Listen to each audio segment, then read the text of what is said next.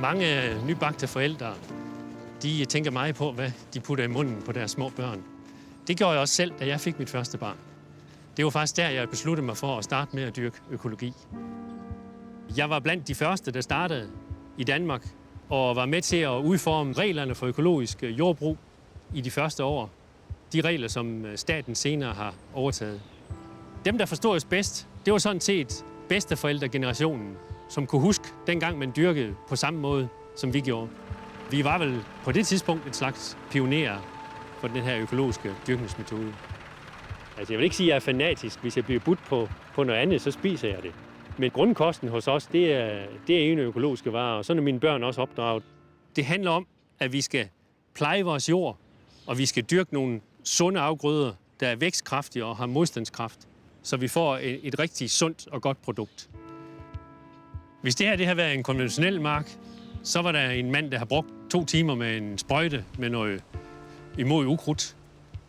Når det er en økologisk mark, så betyder det, at vi bruger måske 150 eller 200 arbejdstimer på at luge den ren i stedet for. Det foregår på den måde, at vi ligger i sådan en slags hængekøj med en strop på panden, og der ligger man rigtig godt, og så kan man bruge hænderne frit til at luge ukrudtet væk fra pastinakker eller gulerødder, eller hvad det nu er. Det er et hårdt arbejde, men det vi så kan glæde os over, det er, at hver gang vi producerer 1 kilo økologiske gulerødder, så beskytter vi sådan set 500 liter grundvand for at komme i kontakt med rester fra sprøjtemidler. Dengang vi startede i 82, der fik vi mere for 1 kilo gulerødder, end vi får i dag. Derfor skal vi selvfølgelig være noget mere effektive. Vi har været nødt til at købe nye, større maskiner og lave tingene mere praktiske og mere effektive, også som økologer. Og det har vi bestemt ikke noget imod, så længe det bare ikke går ud over det, økologien handler om. Der er ikke noget bedre end sådan nogle gulerødder, der lige er hævet op af jorden. Det her det er en sort, der hedder Nikki. Den har sådan en dejlig mild gulerodssmag og rigtig saftig og sprød. Og det passer godt til sommertiden. Vi har omkring ved 15-20 sorter hver år, og vi prøver hele tiden nye sorter af. Når vi så har høstet gulerødderne herude på marken med vores høstmaskine, så kommer de ind i vaskeriet, og her bliver de vasket i en vasketrummel, hvor der kun er gulerødder og rent drikkevand.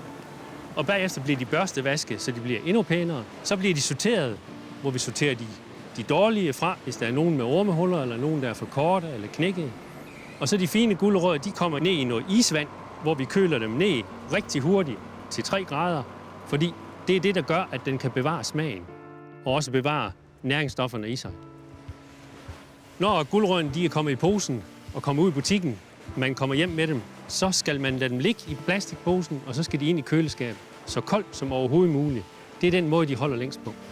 Jeg kunne godt tænke mig, at de mennesker, der køber mine gulerødder, de tænker på, at når de køber dem, så er de med til at beskytte miljøet imod en masse giftige stoffer.